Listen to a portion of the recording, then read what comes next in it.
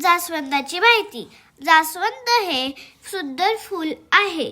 जास्वंदाला इंग्रजी भाषेत हिबिस्कस असे म्हणतात. जास्वंदाचे फूल प्रामुख्याने लाल रंगाचे असते. काही जास्वंदाची फुले गुलाबी, पिवळी किंवा पांढऱ्या रंगाची असतात. जास्वंदाचे झाड बागेत किंवा घराजवळ लावले जातात. जास्वंद हे झुडूप प्रकारचे झाड असते. जास्वंदाच्या झाडाला हिरवी पाने असतात. जास्वंदाच्या फुलांना 5 पाकळ्या असतात. जास्वंदाच्या झाडाला वाढण्यासाठी माती, पाणी आणि सूर्यप्रकाश आवश्यक असतो.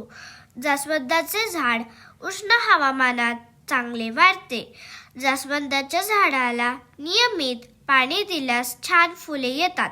जास्वंदाचे फूल देवपूजेसाठी वापरले जाते व जास्वंदाचे फूल देवीला अर्पण केले जाते.